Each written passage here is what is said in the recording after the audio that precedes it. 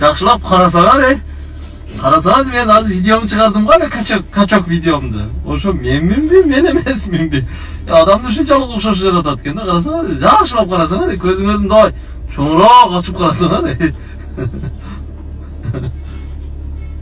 Көбү тааныбады, видеосун чыгарып койсочу. Мында кылган видеомду. Ал бала өзү казак деп турган экен.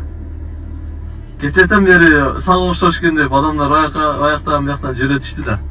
Анан Инстаграмга пост кылып чыгарып койдум. Ассаламу алейкум.